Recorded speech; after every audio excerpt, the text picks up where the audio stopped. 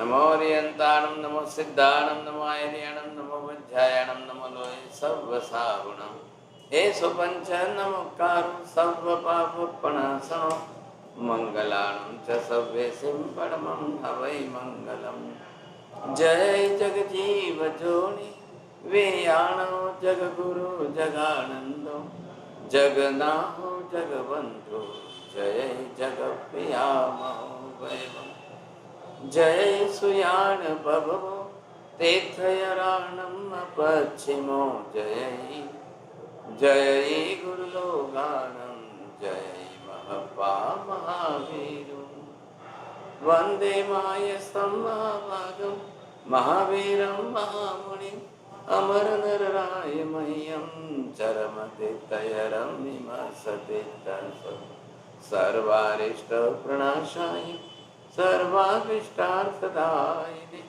सर्वलब्धि निधानाय श्री गौतम स्वामिने नमः। श्री सुधर्म स्वामिने नमः। अज्ञानतिमिरान्धानां ज्ञानं जनशलाकया नेत्रमुन्मीलितं येन तस्मै श्रीगुरवे नमः। धर्मलाल बहुत बहुत आशीर्वाद। जी फिर क्लास चालू कीजिए, आज स्मिता जी नहीं है। हाँ जी, बहुत धन्यवाद।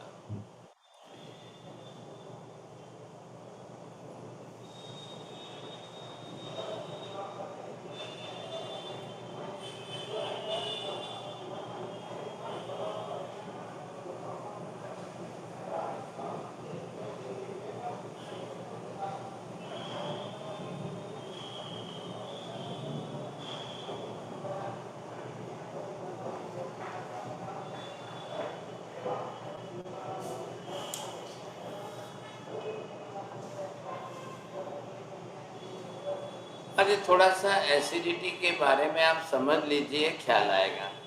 ये क्या है एसिडिटी? एक पित्त तो बन रहा है यहाँ पर स्टमक में बन रहा है।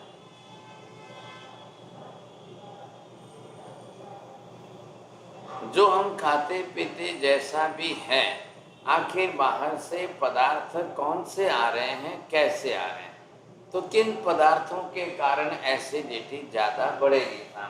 अब इन पदार्थों के अंदर आप ये देख रहे हो कि तेल वाले, मिर्ची वाले, नमक वाले, अब ऐसे पदार्थ ज्वलनशील मतलब जलन है, वो जितने खाने में आएंगे तो एक पित्त जो है जिसको हम बोलते हैं ये पेट का पित्त,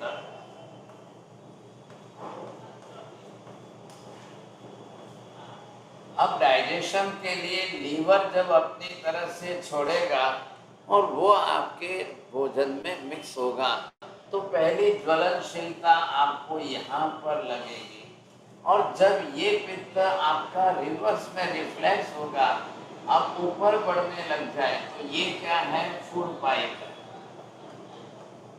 जिसको हम अन्न नली कहते हैं। तो सीधी जलन आपको यहाँ शुरू हो जाएगी। स्टमक में जलन होगा, फूड पाइप में ज़्यादा जलन होगी, अन्न नली में होगी, आते आते गले में यहाँ पर आपको हो जाए। ये आपका पित्त बड़ा हुआ है, विकृत हुआ है। ये जो है ये ऑलरेडी पित्त बना रहा है, लीवर पित्त बना रहा है, लेकिन लीवर को पित्त कितना बढ़ाना बनाना है, रिक्वायरमेंट कितनी है बॉडी की, तो उस रिक्वायरमेंट के अंदर आपके शरीर में घी, तेल, मिर्ची, नमक इतने प्रमाण में नहीं हो तो लीवर अपना पित्त माप में ही बनाता है जितना जरूरी है। एक्सेस ज़्यादा खाने में आ गए पदार्थ, मतलब तेज मिर्ची वाले हैं, तले भुने पदार्थ हैं, अगर आपने नमक ज़्यादा खाया है, अगर आपने जो है इन प्रकार के स्पाइसी फूड में है, तो वो आपका पहले पित्त और ज़्यादा बढ़ाएगा। तो वो क्या होगा, यहाँ से आगे बढ़ गए तो वो पित्त फिर आपके ब्लड में धीरे धीरे मिक्स होने जाएगा। तो ये अम्ल पित्तता दो प्रकार की आ गई एसिडिटी। एक प्रकार जो हो गया वो ये हो गया आपका स्टमक का पित्त, दूसरा प्रकार आ जाएगा रक्त पित्त। ये क्या हो जाएगा, इसके अंदर रक्त की अम्लता आ जाएगी।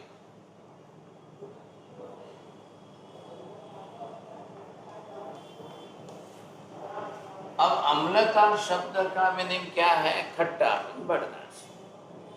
कई लोगों को भोजन के बाद में गले में डकार आते हैं या खट्टापन का स्वाद आता है, वो सारा क्या है, आपका खट्टापन मतलब अजीर्ण अपच जो है वो रिफ्लेक्ट हो रहा है। लोग उसको समझने को तैयार नहीं। तो आयुर्वेद शास्त्र ने नियम क्या दिया है, अगर आपके खट्टे डकार आ रहे हैं तो जल्दी से सिग्नल को समझ जाइए।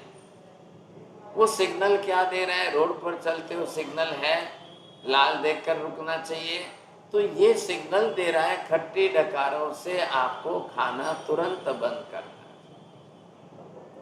लेकिन अब घर है, परिवार है, दूसरे को तो पता नहीं चलता है। पत्नी कहते ठीक है चलो ये नहीं ये खा लो, चलो ये नहीं ये खा लो, चलो ये नहीं ये ले लो, उसके अंदर बिगड़ता है।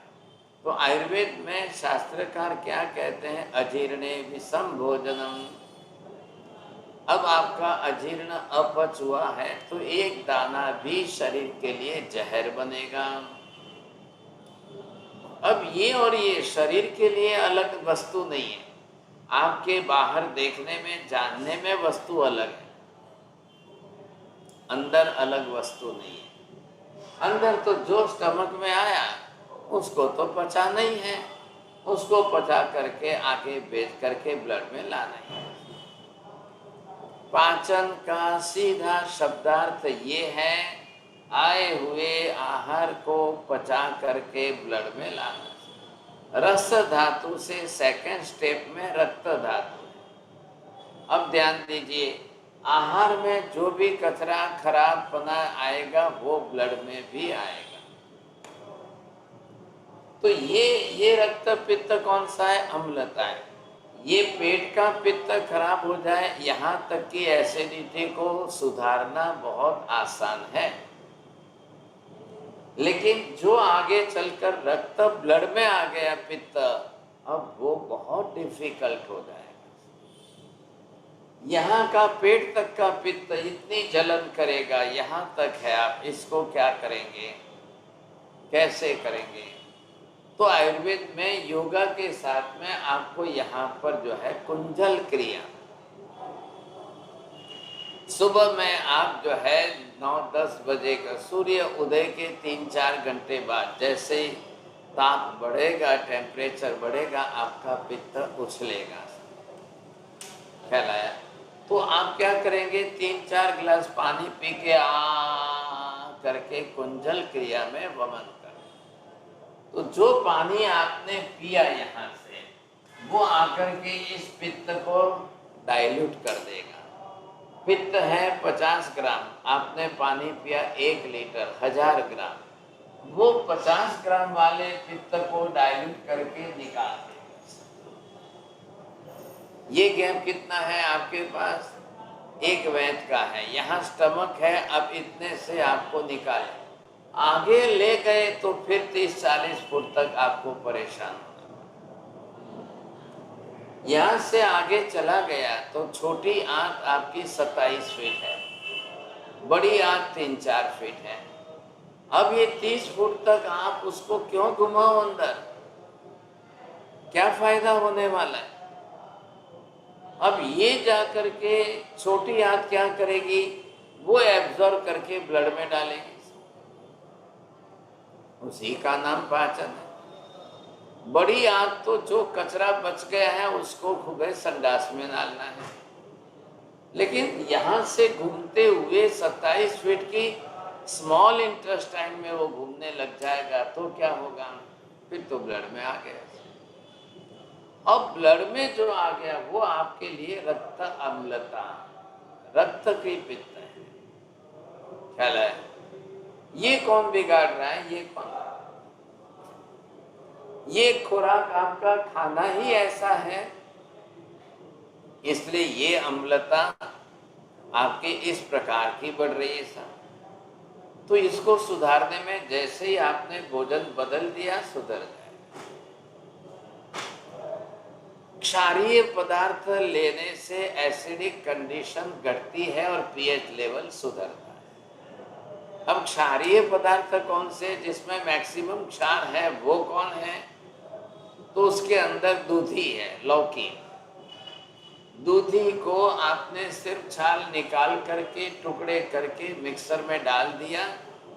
धनिया पुदीना डालना है तो आपकी मर्जी, ऐसे ही थोड़ा सा पानी डाल करके गाढ़ा घट्ट जो है वो जूस बना दिया।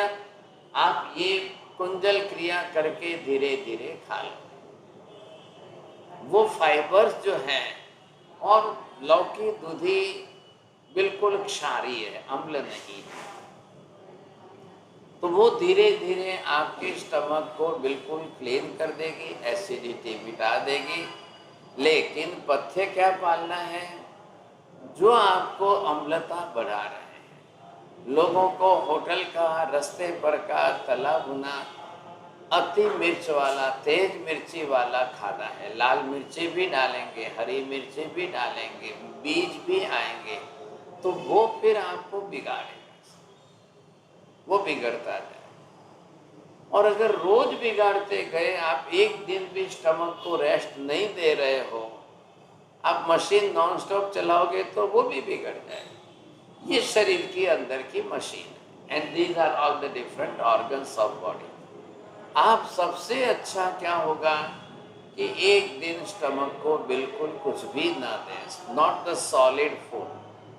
अब आप क्या दो? ज़्यादा से ज़्यादा लिक्विड।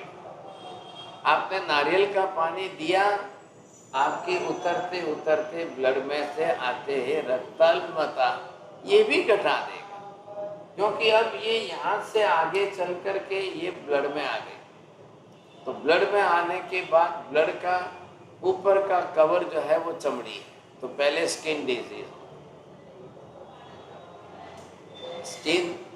स्किन के नीचे ब्लड है सब, तो पहले आपका जो है ब्लड खराब होगा। खराब मतलब क्या? पित्त इतना ब्लड में मिक्स हो गया है। अब वो जो ब्लड के अंदर कचरा है वो जम करके इकट्ठा होगा।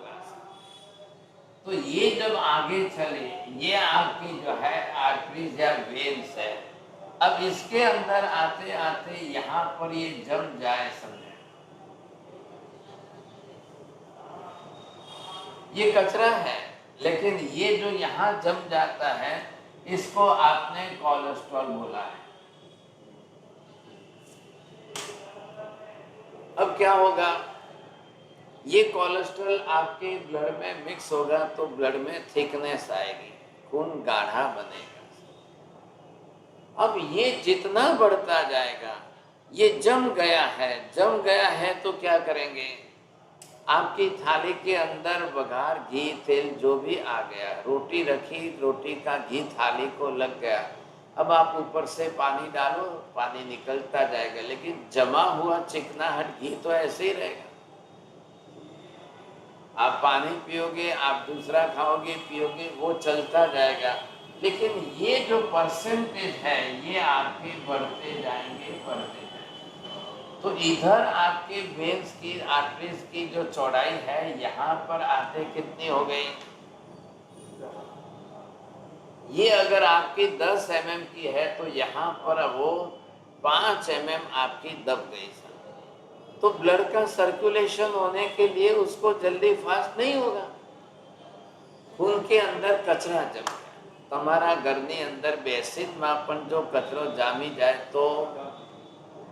तो ये कचरा यहाँ जमा है, इसको कचरा बोलिए आप।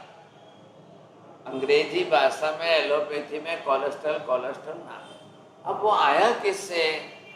तो जो आपने तली हुई चीजें, समोसा तलना ही पड़ेगा, कचौरी तलनी पड़ेगी, तो वो कचौरी तलते समय चारों तरफ से तेल उसके अंदर घुसना ही घुसना है, निश्चित बात। एक भजिया निकाल करके आप दबाओगे तो 4 ड्रॉप उसमें से तेल निकलेगा। जो अंदर जाकर के नुकसान कर रहा है, लेकिन आप भजिया खा रहे हैं क्योंकि भजिया तेल में ही तला जाएगा। अब भजिए बनाने में घोल के अंदर पकोड़े में आपने नमक मिर्ची सब डाल के रखा और ऊपर से तेल भर गया उसमें, तो वो आपके शरीर में जाकर के पित्त बढ़ाएगा ही बढ़ाएगा। और वो फिर ये तेल की चिकास वो जाएगी कहाँ पर, वो आकर के अंदर नसों में जमने लग जाए। जैसे बेसिन के अंदर कचरा फंसता है, वैसे इस वेन्स के अंदर, आर्टरीज के अंदर ये कचरा अगर जमने लग जाए तो ये कोलेस्ट्रॉल हो। अब ब्लड का सर्कुलेशन फास्ट नहीं होगा, ऑक्सीजन लेवल कम हो जाएगा, आपको चलते हुए श्वास फूलेगी, चढ़ते हुए श्वास फूलेगी, दम लगेगा, आपको लगेगा श्वास भर गई, मैं कैसे चढ़ूं, मैं कैसे चढ़ूं, फिर आपको रुकना पड़ेगा। लेकिन श्वास भरने पर भी या ताकत लगाकर चढ़ने के बाद अब संभावना है कि आपको स्ट्रोक आ जाए। वो स्ट्रोक का नाम है हार्ट अटैक, उस स्ट्रोक का नाम है ब्रेन स्ट्रोक। अब ये चीजें आपके अंदर बढ़ती जा रही हैं। तो आपने कई लोगों को 30-40 की उम्र में देखा होगा, 40-45 की उम्र में देखा होगा, 50 तक की उम्र में देखा होगा, स्ट्रोक आ जा रहे हैं। क्यों आ रहे हैं? उनकी हिस्ट्री तपासोगे तो बरोबर आपको ख्याल आ जाएगा कि ऐसी ही खाने की आदत है। एक तरफ बेकरी प्रोडक्ट, एक तरफ डेयरी प्रोडक्ट।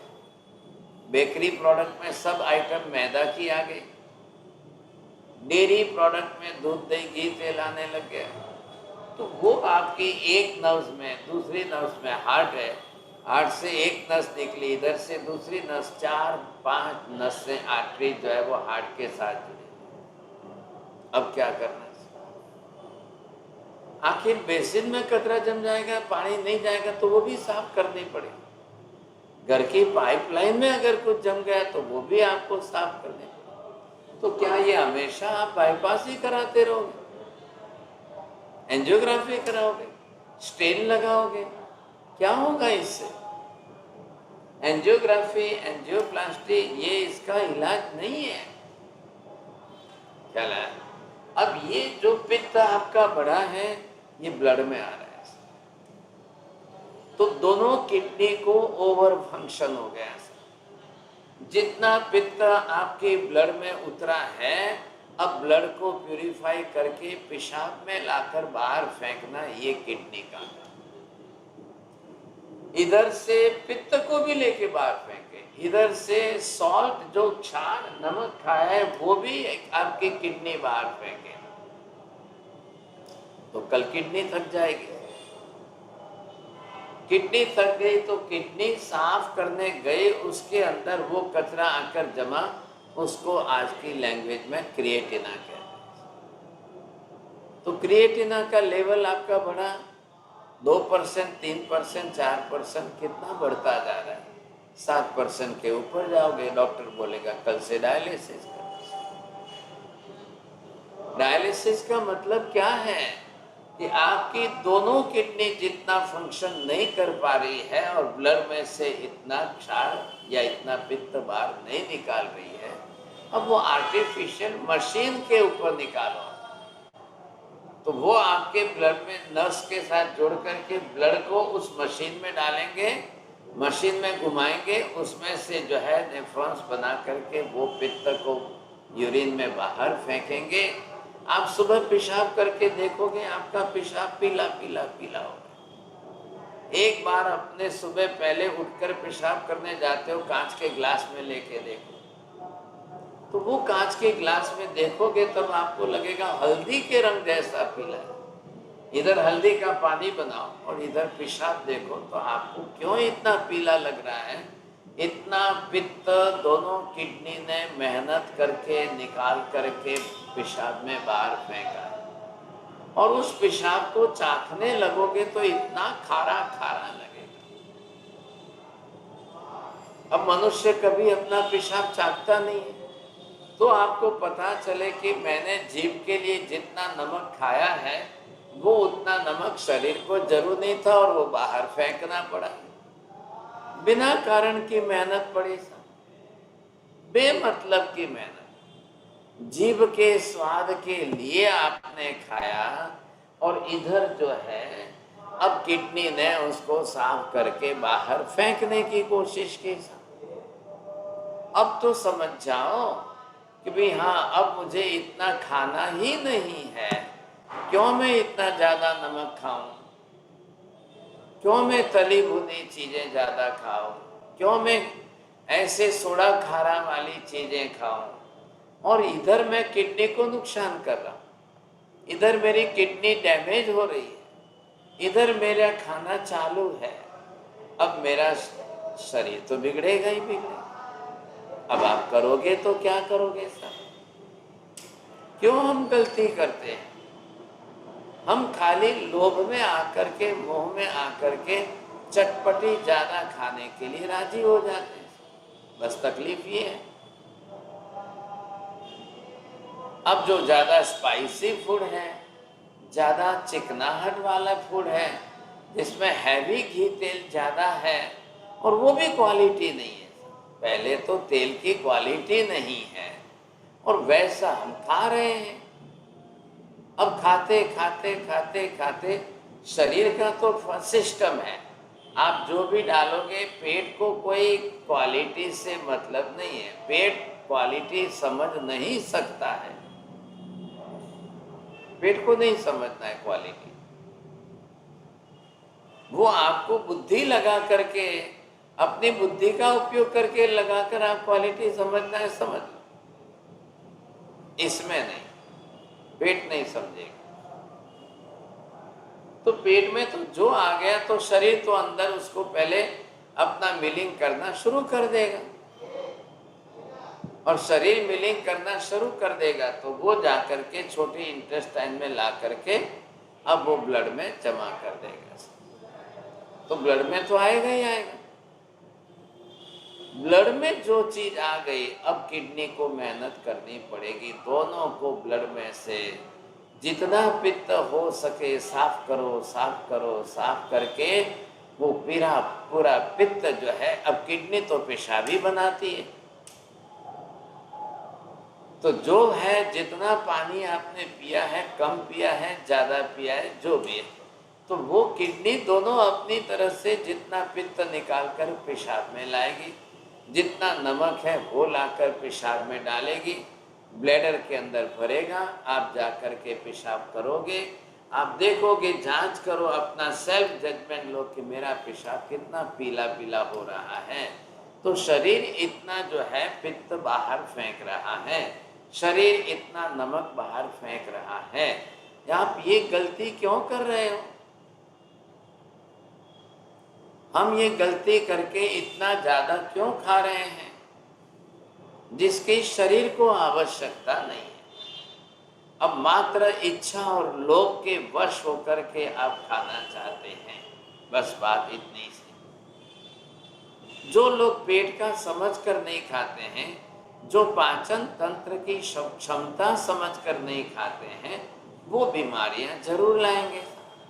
मात्र लोभ के अंदर, इच्छा के अंदर, स्वाद की दृष्टि से खा रहे हैं, वो बीमारियां जरूर लाएंगे।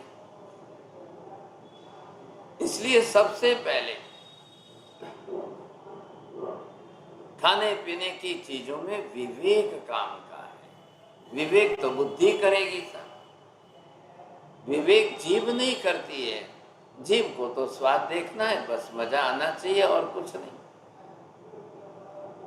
जब तेल इतने खराब आ गए हैं, 7 प्रकार के केमिकल से शुद्ध किए हुए रिफाइंड तेल है, फिर उसी में तले जा रही है, तो वो ट्राइग्लिसरीन बन रही है सर। अब ट्राइग्लिसरीन जो है वो आपके शरीर के अंदर चर्बी जमा करेगा सर। वो चर्बी कहाँ जाके जमेगी? वो जब वेन्स में, आर्टरीज में आकर जमने लग जाएगी, तब जो है वो आपके ब्लड के सर्कुलेशन को कम कर देगी, नुकसान कर देगी। ये समझ में आना चाहिए, शरीर का तंत्र समझिए। नंबर एक, पहले ही जो है एसिडिटी को पेट से रोकिए। पेट में पित्त का जलन इतना ज्यादा प्रमाण नहीं बढ़ना चाहिए, इधर से लीवर डालेगा, इधर जो है छोटी सी पैनक्रिया है। अब वो पैनक्रिया आप जो है देखेंगे तो वो क्या काम करेगी, इधर पास में छोटा सा गॉल ब्लैडर है, वो क्या काम करेगा। छोटे से अंग है, हमारी 2 अंगुली ये जितनी है इतने प्रमाण की पैनक्रिया है, लेकिन बहुत मेहनत करती है, बहुत काम करती है साहब। पैनक्रिया पूरी तरह से शरीर में जो आवश्यक है या नहीं है, दोनों में से ब्लड में शुगर कितने लेवल पर रखनी है, सॉल्ट को ब्लड में कितने लेवल तक रखना है, ये माप करके उतने लेवल में रख करके बाकी का कचरा आगे भेजती है। लेकिन यहाँ ओवर खाने से, बार बार खाने से, दिन में 4 बार खाने से और वैसे ही पदार्थ खाते रहने से आपकी पैनक्रिया डैमेज होकर के थक जाती है। अब वो जब थक जाती है तो वो आपके सॉल्ट और शुगर का लेवल बॉडी के हिसाब से मैनेज नहीं कर पाती है, तब जाकर के आपको डायबिटीज होता है। डायबिटीज होने के लिए मुख्य कारण, पहले आपको जो है पाचन तंत्र बिगड़ेगा तो ही डायबिटीज होगा, नहीं तो नहीं होगा। आपका पाचन कितना बिगड़ रहा है, लीवर कमजोर हो जाएगा, पाचन तंत्र कमजोर हो जाएगा, मतलब रस धातु में से रक्त धातु में नहीं जा पाएगा। अब वो जब आपका और कमजोर होता जाएगा तो निश्चित आप डायबिटीज में चले जाओगे। तो पैनक्रिया जो अपना काम करनी थी वो नहीं कर पाई। पैनक्रिया की काम करने की क्षमता जो है 20% है। 20% ही वो शरीर में शक्कर नमक का गणित बैठा सकती है, काम कर सकती है। लेकिन आप जो है दिन में 4 बार 5 बार दूध में भी शक्कर, चाय में भी शक्कर और में शक्कर खाते खाते आपने जो है 80 ग्राम, 100 ग्राम, 125, 150 ग्राम शक्कर खाई और पैनक्रिया की कैपेसिटी 20 ग्राम की है। अब वह क्या करेगी सर, और वो भी रोज चल रहा है, रोज का चल रहा है। शरीर के अंदर के अवयवों का हिसाब कभी हमने समझा ही नहीं, ध्यान ही नहीं दिया। इतनी छोटी सी पैनक्रिया, ये 2 अंगुली जैसा हिसाब 2-2.5 इंच की है और उसकी कैपेसिटी 20 ग्राम की है और आप 200 ग्राम खा रहे हो पूरे दिन में, तो पैनक्रिया बहुत जल्दी थकती जाएगी। फिर क्या होगा, फिर आपका जो है धीरे धीरे डायबिटीज की तरफ जाने लग जाएगा। अब डायबिटीज की तरफ जाने से क्या हुआ कि पैनक्रिया ने इतना काम नहीं किया तो किडनी को डबल ओवरडोज आया।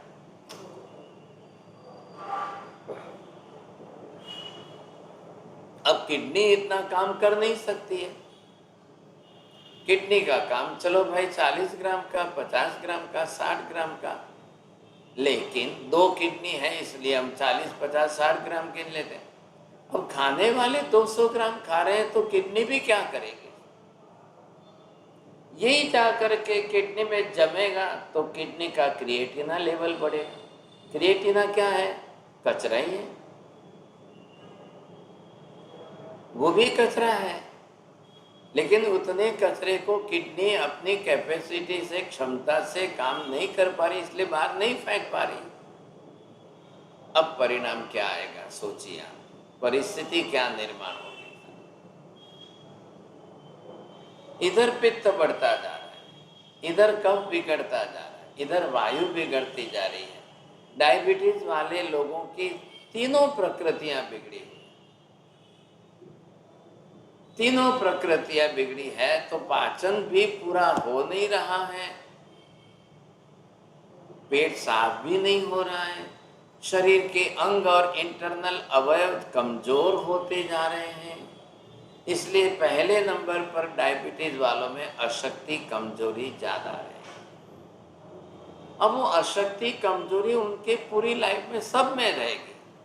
सेक्सुअल एक्टिविटीज में भी उतने अशक्त रहेंगे, चलने चढ़ने बोलने शादी के अंदर भी इतने ही कमजोर रहेंगे साहब। अब वो क्या करते हैं कि पैनक्रिया का काम जो था वो बाहर से इंजेक्शन से इंसुलिन ले रहे हैं साहब, ताकि पैनक्रिया काम नहीं कर रही है तो इंसुलिन लेकर के हम काम कर लें, थोड़ा सा पैनक्रिया का काम अलग से कर लें। ये इंसुलिन किसका लाया है? सुअर का लाया। सुअर की आंतों में जो इंसुलिन बन रहा है वो हमने लाकर हमारी आंतों में डाला है। अब वो कितना सक्सेस होगा, कितना बॉडी एब्जॉर्ब करेगी, कितना काम सफल होगा कि नहीं होगा, क्या होगा। लेकिन लोग इंसुलिन ले रहे हैं तो इंसुलिन भी इतना काम नहीं कर रहा है, क्योंकि वो सुअर का इंसुलिन है, आपका बॉडी का नेचुरल नहीं है। तो डॉक्टर आपको कहेंगे एक बार लो, दूसरी बार लो, तीसरी बार लो। अब आप डोज बढ़ा दो 10% से 15%, 16%, 30% तक के डोज बढ़ा करके डॉक्टर देते जा रहे हैं। तो पैंक्रियाज खराब होने के कारण किडनी खराब होने की संभावना बढ़ती जाएगी। इसलिए डायबिटीज के पेशेंट को बार बार जो है पेशाब ज़्यादा होता है। दिन में टेम्परेचर रहता है लेकिन रात को तो टेम्परेचर नहीं रहता है, इसलिए रात को पेशाब ज़्यादा होता है। अब नींद ज़्यादा बिगड़ती है, ऐसी नौबत आती है साहब। अब क्या करना है? अब क्या करना है? ये परिस्थितियाँ बिगड़ती जाती है समझे। तो ये जो है इसके कारण सिस्टम सारी बिगड़ने लग जाती है, अंदर जो है सारा तंत्र आपका। अब डायबिटीज के कारण आपकी क्षमता घट गई, के कारण एक नहीं दूसरी नहीं तीसरी नहीं चौथी, डायबिटीज का मतलब 50 बीमारियों के चक्कर में फंसना। ये बात है, क्योंकि जब शरीर ही अंदर से रेजिस्टेंस पावर नहीं बढ़ा रहा है तो बीमारियां फिर बढ़ती जाएगी। अब इधर क्या हुआ? इधर आपका पित्त बिगड़ा, इधर आपका कफ दोष बिगड़ा, कफ दोष ने डायबिटीज बनाया आपको, और इधर आपका मेटाबॉलिज्म सिस्टम बिगड़ गई, वायु तत्व आपका बिगड़ गया। अब शरीर एक नहीं, दो नहीं, तीन नहीं, चार नहीं, 10 बीमारियां को घर बनता जाएगा। कल उसको घुटने की बीमारी आएगी, कल हार्ट की बीमारी आ गई, क्योंकि हार्ट कमजोर हो गया है। इधर से ब्लड सर्कुलेशन नहीं बढ़ेगा, ब्लड को शक्ति नहीं मिलेगी, हार्ट को नहीं मिलेगी, हार्ट कमजोर रहेगा। ऐसी सारी परिस्थितियां क्यों हो रही है? ये जरूरी नहीं है कि आप 60-70 के हो गए मतलब डायबिटीज होने ही वाला है, 60-70 के हो गए मतलब कमजोर होने ही वाले, अशक्त। ऐसी जरूरी मत समझिए आप। शरीर को इस प्रकार का मत बनाइए। उम्र का काम करती है, लेकिन आप अपनी तरह से आहार की शुद्धि, व्यायाम की कसरत से, योगासन प्राणायाम से 60-70 की उम्र में भी आप शरीर को निरोगी और स्वस्थ सशक्त रख सकते हो।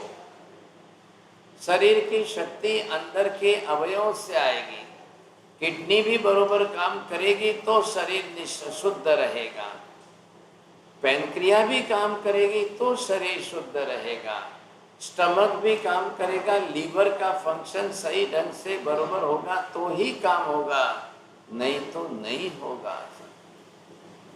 आप शक्ति का मतलब खाली मसल समझ रहे हो, ये गलती है। खाली मसल पावर कोई शक्ति नहीं कहते हैं। ख्याल आया? किडनी फंक्शन करके अपने शरीर को प्रतिदिन नियमित तरीके से शुद्ध करे, उसको शक्ति कहते हैं। प्रत्येक व्यक्ति शाम का भोजन कर ले और उसके बाद में सोने के पहले 1 से 2 बार पेशाब करके आ जाए, आराम से सो जाए, ठीक सही समय पर सो जाओ। बस रात को शायद एक बार, उम्र वालों को एक बार उठ करके पेशाब करने जाना पड़े तो उसको डायबिटिक कंडीशन नहीं कहते हैं, क्योंकि आपको सोना ही 6-7 घंटे से ज़्यादा नहीं सोना है। जिनकी उम्र अब 50 के ऊपर है उनको 6 घंटे से ज़्यादा नहीं सोना है। आप बच्चों की बात पकड़ करके मुझे 8 घंटे सोना है।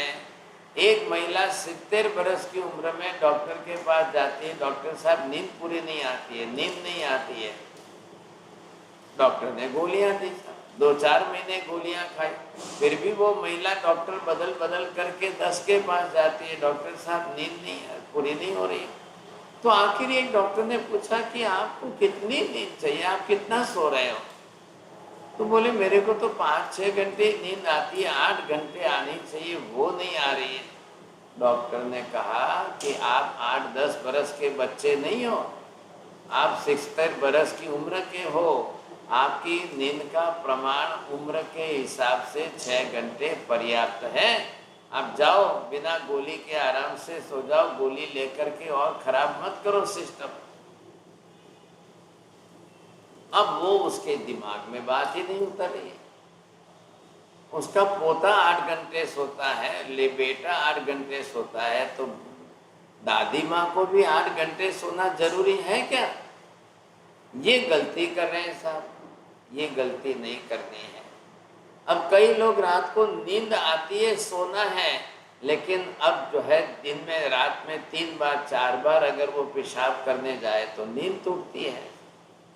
नींद टूटती है तो शरीर में थकान रहती है, थकान रहती है तो शरीर पूरे दिन थकान महसूस करता है, तो पाचन तंत्र भी कमजोर रहता है। आहार का निद्रा का संबंध है। आहार बिगड़ेगा, नींद बिगड़ेगी, नींद बिगड़ेगा, आहार बिगड़ेगा, पाचन तंत्र बिगड़ेगा। तो नियमितता चाहिए ना। आहार में भी नियमितता आएगी तो निद्रा में भी नियमितता आएगी। आहार में ही पूरी नियमितता नहीं आई है तो नींद में भी नियमितता नहीं आएगी। तो पहले आप देखिए, उम्र देखिए, उम्र के साथ शरीर का संबंध देखिए, आहार निद्रा को मैच करिए और प्रमाण बढ़ाइए। पहली बात यहाँ पर आपको ध्यान देना है कि मुझे क्या खाना है, क्या नहीं खाना है, कितना खाना है, कितना नहीं खाना है, कौन सा खाना है, कौन सा छोड़ना है, किस समय क्या खाना है, किस समय क्या नहीं खाना है। क्योंकि डायबिटीज जो है वात पित्त कफ तीनों के बिगड़ने की परिस्थिति। तो पहली बात तो यहाँ पर इस पित्त को कैसे रोकें, फिर वो पेट का पित्त आगे बढ़कर रक्त में अम्लता न आ जाए उसको कैसे रोकें। दवाई क्या करनी है, दवाई की जरूरत नहीं है। पहले आपको आहार का नियंत्रण करना है, जो ब्लड में आ रहा है उसका नियंत्रण करिए। आयुर्वेद शास्त्र इसी पर भार दे रहा है कि आप दवाइयों के चक्कर में नहीं फंसोगे, आहार को ही नियंत्रण करके शुद्धिकरण करोगे। ये मुख्यता है। अब ये मुख्यता समझ में आ गई तो काम हो जाएगा साहब। अब सर्व सामान्य रूप से डॉक्टरों ने क्या दिमाग में बैठा दिया है, नहीं नहीं आप हर 2 घंटे खाइए, हर 2 घंटे खाइए। अरे भाई साहब, जब पाचन तंत्र इतना बिगड़ा है तो क्यों बार बार खिला रहे हो, तो और बिगड़ेगा। अब वो उसको जितना का ज्यादा खाना कम करोगे तो अंदर से सिस्टम सुधरेगा।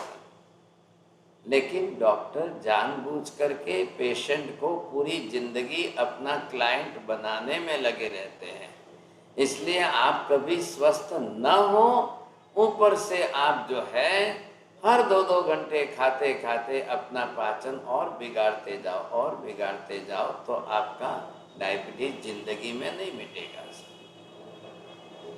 आपको सुनकर हैरानी होगी, 60 बरस की उम्र के एक भाई साहब ने उपवास करने शुरू कर दिए, हिम्मत कर ली साहब। डॉक्टर कहता है कि नहीं नहीं मर जाओगे, हमारी जिम्मेदारी नहीं है। उसने कहा मरना ऐसे भी है और मरना ऐसे भी है साहब, सिर्फ आप सोचो कि उसने क्या किया, एक उपवास किया, गरम गरम पानी पिया, पूरे उपवास के अंदर गरम गरम पानी पिया। दूसरे दिन आयम्बिल किया, आयम्बिल के अंदर मूंग का पानी, मूंग के छिलके वाली दाल खाए, मूंग खाया, और जो है जिसको जो दो चार चीजें बाती थी खाया, गेहूं चावल नहीं खाया। फिर तीसरे दिन उपवास किया, फिर वापस आयम्बिल किया, फिर चौथे दिन उपवास किया, फिर आयम्बिल किया। डॉक्टर पूछ रहे हैं भाई साहब क्या लग रहा है, क्या? वो कहता है कि मेरे को अच्छा लग रहा है, मैं मर नहीं जा रहा हूँ, लेकिन मैं तो अच्छा लग रहा, महसूस कर रहा हूँ। पूरे उपवास के अंदर वो दिन में 4 बार नहीं 10 बार गरम गरम पानी पी रहा है। तो उसके शरीर के अंदर से सारी गंदगी निकलने लग गई, अशुद्धियां बाहर आने लग गई, और आहार आयम्बिल का ले लिया। तो शरीर को तो बरोबर जो है, जो प्रोटीन कैल्शियम जितना मिलना है मिल रहा है। और उसने मूंग की दाल के अंदर, मूंग के अंदर मेथी डाल दी 2 चम्मच, मेथी साथ में ज्यादा खाने लग गए साहब। आप यकीन नहीं करोगे, 1 ही महीना ये प्रयोग किया, 1 महीना। अब जाकर डॉक्टर को बोला भाई साहब चेक कर लो। डॉक्टर ने बोला તમારું 450 रहतु तो डायबिटीज अब तो बिल्कुल कम है, बिल्कुल 60-80 के अंदर नॉर्मल लेवल पर आ गए। क्या दवाई की आपने, क्या किया आपने? नहीं नहीं, आपने ऐसा नहीं वैसा नहीं करना चाहिए, खाना चाहिए ऐसा। डॉक्टर मैं आपके सामने जिंदा खड़ा हूँ, मैं मर नहीं गया हूँ, मैंने उपवास करके गरम गरम पानी पिया है और बीच में आयम्बिल किए हैं साहब, मैं जिंदा हूँ। अब उसने अपनी तरफ से ये प्रयोग रखे और हर महीने 2-3 बार डॉक्टर को जाकर चेक कराते। 6 महीने तक चेक कराया। डॉक्टर ने कहा तमारू डायबिटीज વધતું જ નથી, आपका डायबिटीज बिल्कुल नहीं बढ़ रहा है। अब उन्होंने धीरे धीरे अपना नॉर्मल आहार शुरू कर दिया। जो नॉर्मल आहार रोज की जो है रोटी सब्जी दाल चावल वगैरह जो खाना था खाना शुरू कर दिया। लेकिन अब ये माप लिया गया कि कम से कम खाना है, तो वियासना का पचकान किया। एक बार सुबह 8 बजे, दूसरी बार शाम को 5 बजे से। अब वो डॉक्टर की सलाह भी नहीं मान रहे, डॉक्टर को पूछ भी नहीं रहे, कुछ भी नहीं कह रहे, और फिर दिन में गरम गरम पानी पीना। अब रोज उपवास नहीं करते हैं, लेकिन हर सप्ताह में एक दो उपवास करते हैं और गर्म पानी पीते हैं, और ये खाना माप मर्यादित रख दिया है। आप सोचिए लाइफ में उसको दोबारा डायबिटीज नहीं आया और वो स्वस्थ हो गए और 92 की उम्र तक पहुंच गए। आप मुझे एक एग्जाम्पल बता दो किसी डॉक्टर का कि कोई आपकी डायबिटीज को जिंदगी भर मिटा सकते हो। एक एग्जाम्पल बता दो आप। आजकल डॉक्टरों ने ये पॉलिसी बना ली है, हर 2-2 घंटे खाओ, हर 2 घंटे नहीं थोड़ा थोड़ा खाते रहो, थोड़ा थोड़ा। तो फिर आपकी मशीन को, ये अंदर की मशीन को रेस्ट करने का चांस ही नहीं मिलेगा। और लोग गर्म पानी नहीं पी रहे, सबसे बड़ी गलती करें, फ्रिज में से निकाल कर बॉटल पी रहे हैं, बिस्लरी का पानी भरी हुई बोतलें पी रहे हैं साहब, तो नुकसान कितना ज्यादा होगा। फ्रिज का ठंडा पानी पीने से पाचन तंत्र आपका ठप हो जाता है, ठंडा हो जाता है। ये गलती सबसे खतरनाक है। खाने के साथ चाय पी ली, कॉफी पी लिया तो सबसे खतरनाक नुकसान हो रहा है। खाने पीने के साथ में अगर सॉफ्ट ड्रिंक या पेप्सी कोको कोला कुछ भी पी लिया तो आप सबसे ज़्यादा अपने पाचन तंत्र को नुकसान कर रहे हो, ये समझ जाइए। आप बहुत जल्दी समझना है। आप अपने सिस्टम को चेंज करके पूरी जिंदगी से डायबिटीज निकाल कर स्वस्थ जीवन जी सकते हो। लेकिन अगर आपने हर 2-2 घंटे खाना और इंसुलिन लेना और टैबलेट लेना रखा तो जिंदगी में नहीं मिटेगी, पूरी जिंदगी में नहीं मिटेगी। अब मैं उसके इधर कोलेस्ट्रॉल के उपाय, इधर थोड़े डायबिटीज के उपाय, ये आपको नेक्स्ट क्लास में समझा दूंगा। हाँ जी, समय हो रहा है। क्यों बोलो, किसको प्रश्न पूछना है कुछ? सिंपल बात समझाइए। है कुछ प्रश्न? जल्दी बोलो हिना बहन, जल्दी बोलो। સાહેબજી અમે ઘણી વખત છે ને સાંજના પૌવા બનાવીએ ને સાહેબજી અમે ઘણી વખત સાંજના હલકો ખોરાક લેવા માટે પૌવા કરીએ તો જોડે ચા ખા કે એવું લઈએ તો ચાલે? पौवा के अंदर कुछ भी तत्व नहीं मिल रहा है तो क्या फायदा है? તો ખાખરો आप ખાવો पौवा હોય के તો पौवा के बदले आप जो है बिल्कुल मूंग की दाल की हल्की खिचड़ी खा लो, वो भी आपके लिए हल्का आहार है। बस हाँ जी, जल्दी। ये भूखे पेट पानी पिया तो पेट में गोला सा हो गया, गैस हो गया, तो उसके लिए अब क्या करूं? पानी पीने से गैस नहीं होता है।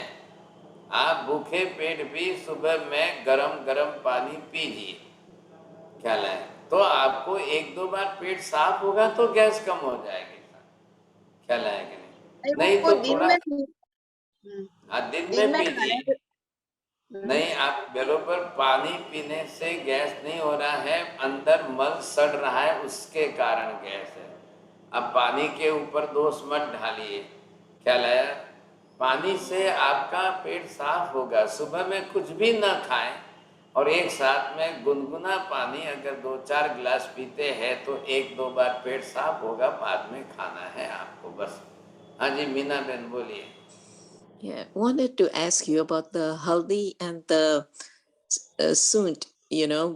Why you can have it in the dry form in Jainism, and why you cannot have it in the fresh form?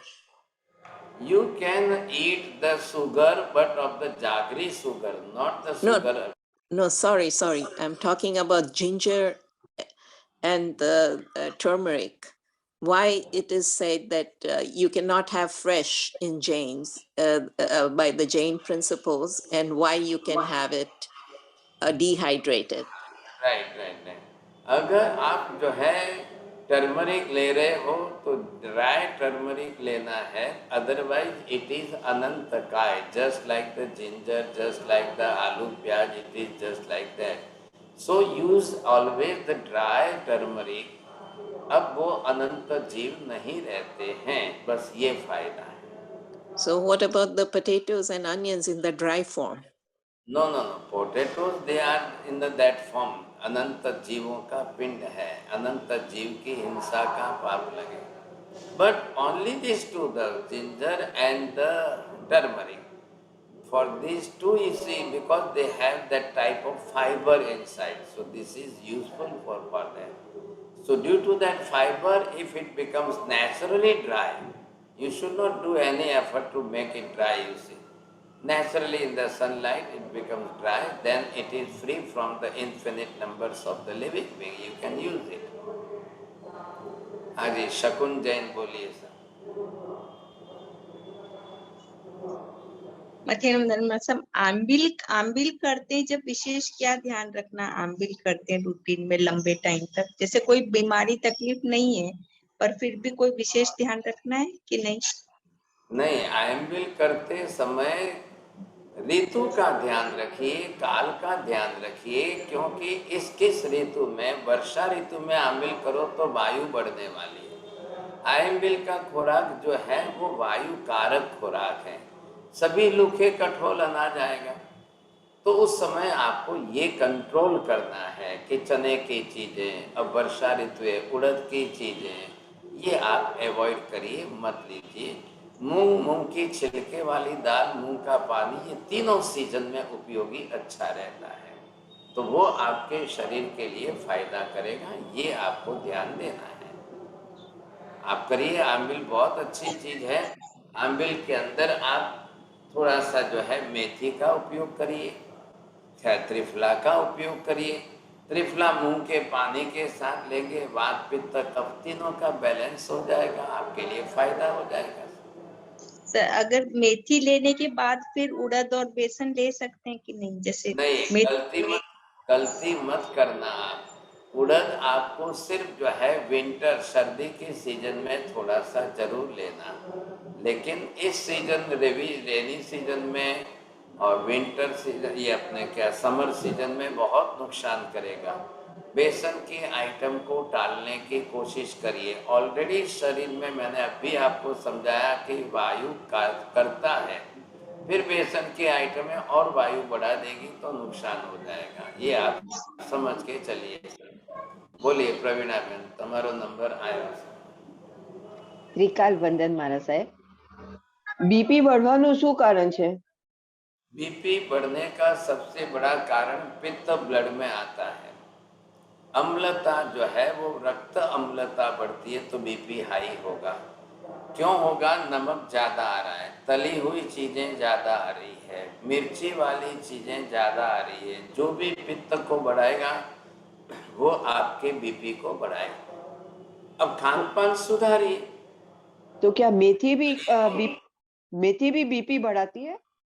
Methi BP नहीं बढ़ा रही है, नमक बढ़ा रही है, तली हुई चीजें बढ़ा रही है, જેમાં તમારું સુક્કું સાવ, સેવ, ચીવડો, ગાંઠિયા, ફાફડા, તલેલું બધું જે છે ये आपका बीपी बढ़ाएगी सर, क्योंकि इसमें नमक ज्यादा आ रहा है और आप उसी हिसाब से खा रहे हो, तो पहले सावधानी रख लो, नहीं तो फिर और नुकसान होता है।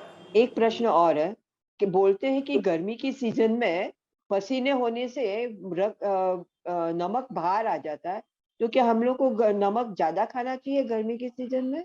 अरे ऊपर से मूर्खता हो जाएगी। गर्मी के सीजन में तो 2 महीने नमक बंद कर दोगे तो फायदा होगा। आप नमक बंद कर दोगे तो पसीना ही कम हो जाएगा। अच्छा, ये जरूरी है, खास करके इसका ध्यान रखो। गर्मी के दिनों में जितना नमक ज्यादा आएगा पसीना ज्यादा हो। क्यों आएगा? जब किडनी इतना नमक बाहर नहीं निकाल पाएगी पेशाब में, तो वो चमड़ी के छिद्रों से पसीने के रूप में बाहर निकालेगा। कभी पसीने के 2 ड्रॉप चाक के देख लो, आपको इतना खारा लगेगा। और फिर दोनों का कंपैरिजन करिए, यूरिन, पेशाब और पसीना दोनों की कंपैरिजन करिए, किसमें नमक ज्यादा जा रहा है। तो लोग खा रहे हैं ज्यादा, इसका परिणाम ये हो रहे हैं। नमक शरीर के लिए बहुत खतरनाक जहर है। माप के अंदर सिंधा नमक 3 ग्राम हो तो आपके शरीर के लिए फायदा है। अगर आप थोड़ा सा भी ज्यादा खाएंगे तो किडनी को ओवर फंक्शन करना पड़ेगा। पहले ये गणित समझ लो तो आपको ख्याल आ जाएगा। बस धन्यवाद गुरु महाराज साहब। हाँ जी, और कोई किसी को पूछना है? चलिए साहब। नमो ओरियंताणम, नमो सिद्धाणम, नमो आयर्यणम, नमो वज्रायाणम, नमो लोये सर्वसाहुणम, एषु पंच नमोकारो सर्व पाप प्रणाशनो, मंगलाणं च सर्वेसिं परमं हवै मंगलम्। मंगलम भगवान वीरो, मंगलम गौतम प्रभु, मंगलम स्थूलिभद्राद्या जैन धर्मोस्तु मंगलम। चत्तारि मंगलम अरिहंता मंगलम, सिद्धा मंगलम साहु मंगलम, केवली पन्नतो धम्मो मंगलम। चत्तारि लोगोत्तमा, अरिहंता लोगोत्तमा, सिद्धा लोगोत्तमा, साहु लोगोत्तमा, केवली पन्नतो धम्मो लोगोत्तमो। चत्तारि शरणं पवज्जामि, अरिहन्ते शरणं पवज्जामि, सिद्धे शरणं पवज्जामि, साहु शरणं पवज्जामि, केवली पन्नतं धम्मं शरणं पवज्जामि। सर्वमङ्गलमाङ्गल्यं सर्वकल्याणकारणं, प्रधानं सर्वधर्माणां, जैनं जयति शासनम। धर्म लाभ, बहुत बहुत आशीर्वाद। हाँ त्रिकाल वंदना साहब जी।